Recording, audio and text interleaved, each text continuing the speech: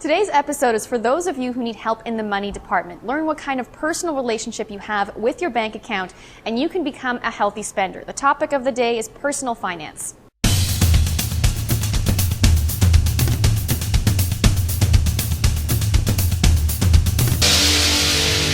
Hi, I'm Justine and this is Bookends. Today I'm going to chat with the money guru who can set you straight, Gail Vaz-Oxlade. Her book, It's Your Money, Becoming a Woman of Independent Means, obviously is geared towards women, specifically those going through big life changes. But men could also learn a thing or two. I'm also going to get a few other personal finance recommendations from Brenda at Books for Business. Let's get started.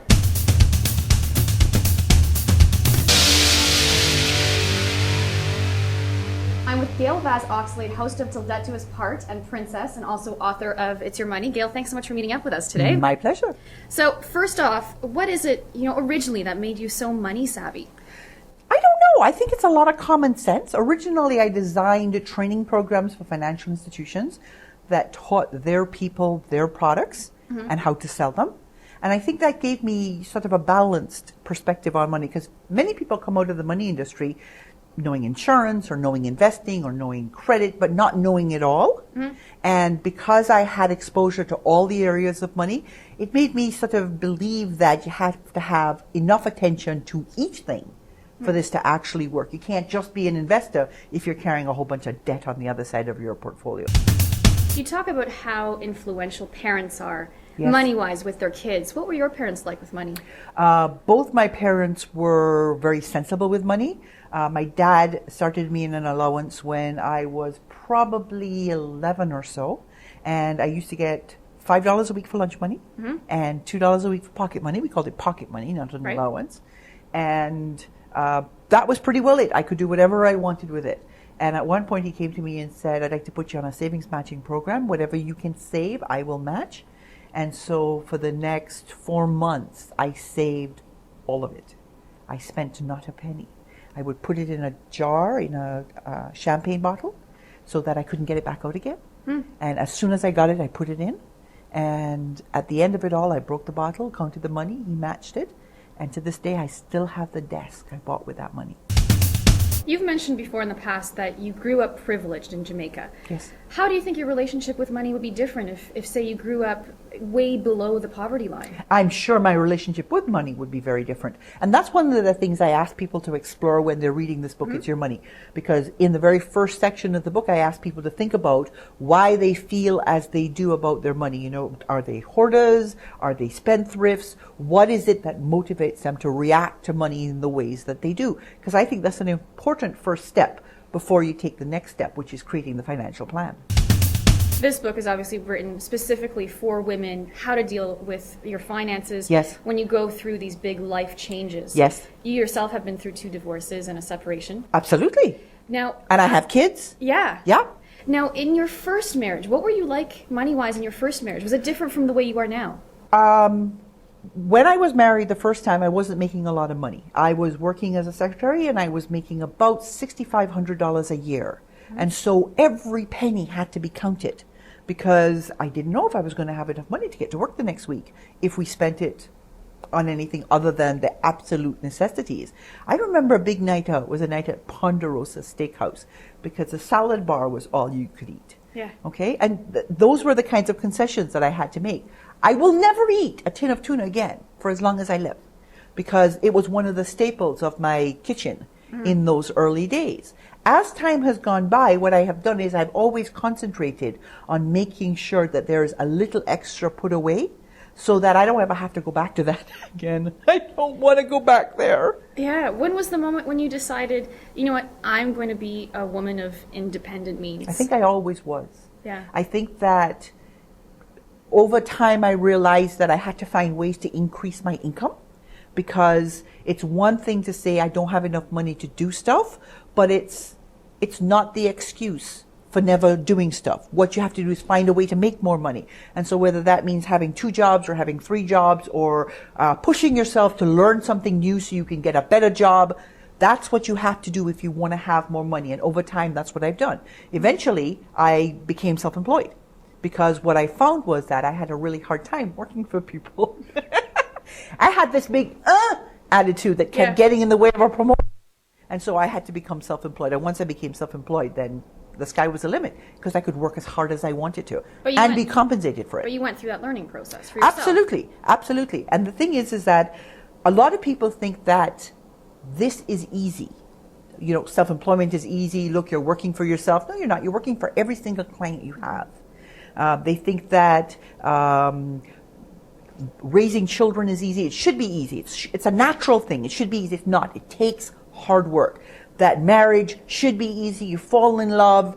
You marry a person for a reason. Everything always stays the same. It should be easy. It's not. It takes work.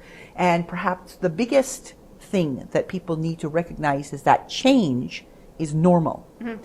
Staying in the same path for 60 years, your grandmother may have done it, but it's not the norm now.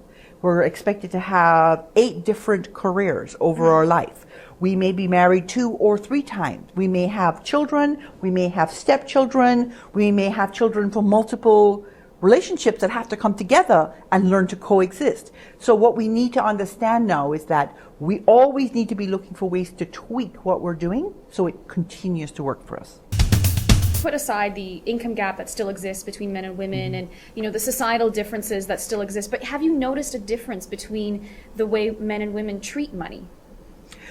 I have worked with a lot of couples, okay, and there is no gender difference in terms of how men and women deal with money. There are just as many stupid men as there are stupid women when it comes to money, and just as many smart women as there are smart men when it comes to money. Unfortunately, we tend to focus on the exceptions instead of the rule. And so when we see women shoppers, like when we watch television and there are girls going out and doing all that shopping, we generalize that to all girls. And that's not true. There are a lot of women out there that hate to shop. Okay? What we need to focus on is what works for us. Mm-hmm. There are no golden rules that apply to everybody in exactly the same way. There are rules, which are rules of thumb, that you can then use as your guide, but you have to adapt them to make sure they're working for you. So the rule, save 10%. That rule applies if you're 30 years old and just starting your savings. Right. But if you're in your 20s and just starting your savings, you can save 6%. And if you wait until you're in your 40s and you're just starting your savings, 10% isn't going to cut it. You have to save 18%. So you need to take the rules and understand why the rules exist and then adapt the rules so that they're working for you. You're not a slave to the rule. Now, before we get to the rules, you know, before you get to that point, you start off the book by talking about these personal feelings, the relationship, understanding that. Yes. What are your own personal feelings towards money? I see money as a way of having options. I have a huge emergency account, okay? Yeah. I actually call it my FU account. Because it gives me options, okay? Yeah. So if anybody, you know, messes with me and I just can't take it anymore, I have enough money in the bank that I can say, I'm not interested in dealing with your mess anymore. I'm going to walk away. Yeah. Okay? It's what enabled me to transition out of my last marriage with my children intact and have enough money to reestablish myself. I mean, I blew through about $67,000 inside of 30 days because I had to put a down payment on another home before my home sold. I needed to supplement the furniture that I had left, what the kids needed. I had to make sure, you know, there was a lot of stuff going on really, I had to pay lawyers' fees, a lot of stuff going on really fast. Without money in the bank, I would not have had those options. Okay, so I see money as a way of achieving the things I want and smoothing out my life. Just the point that you just made, that you call it the FU fund. Yes. Attitude is really important. Attitude is really important. And a lot of people are afraid of money. I don't know what they're afraid of. See the book? Yeah. Book's made of paper. Money's made of paper. Okay? Nothing to be afraid of. Yeah. Okay? What you have to do is you have to apply yourself. Put a little effort into understanding the tools of money and then make sure you use the tools to your advantage. So people say to me all the time, you hate credit cards. I do not hate credit cards. I love credit cards. I have a credit card. I use a credit card for every single thing I buy. Okay? I pay my balance off in full every month. And I make sure the credit card doesn't rule me.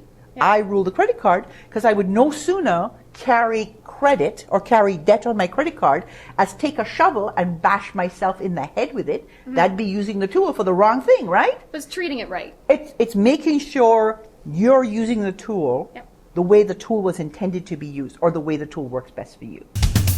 What's the biggest lesson you've learned, since you were little about money?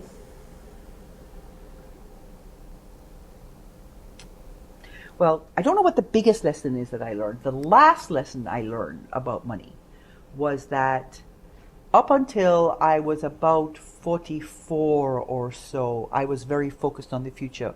Because I was so security oriented, because I knew I needed a certain amount of money to be safe. And I've always had the sense that I have to be independent, no matter how many times I was married. I always had to be independent. I used to push very hard for the future.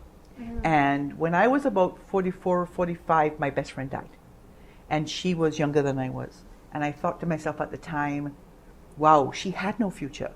It can't all be about the future. So at that point, I had a significant shift in my perspective, and it started being about taking care of the detail, but having a great life right now as well. And so I don't save as much as I used to save. I used to want to shovel away tons and tons of money. And now I'm really about having good experiences that I share with my children or share with my friends, so that I'm having a fabulous life right now, because you never know when it's not going to be anymore. So it's not all about saving. It's not all about saving. It's about having it all in balance. It's about saving enough so that you are safe, but not saving it all because you want to have something going on right now that makes you look forward to getting up every day. Now, being the money guru that you are, I sort of compare this to what if Jenny Craig all of a sudden gained 50 pounds. Yeah. Do you ever feel sort of pressure to never let yourself go, or feel guilty if you ever do? I don't do guilt. Yeah. Okay? I think that's a wasted emotion as far as I'm concerned. I have made mistakes. Yeah. And occasionally I buy something and I think to myself, why did I bother? Why did I waste my money on that? It doesn't happen very often. And I think the lesson that I would share with other people is that everybody makes mistakes. You cannot progress through your life and everything just turn out perfectly and it's all smooth and it's all exactly right. If that's your expectation of yourself, you're going to be very disappointed with yourself. It's much better that you say to yourself, okay, made a mistake. What was the lesson I learned from that? I'm not going to do that again. And each time you do that, you get smarter and smarter about the decisions you're going to make next. Gail, thank you so much. My pleasure.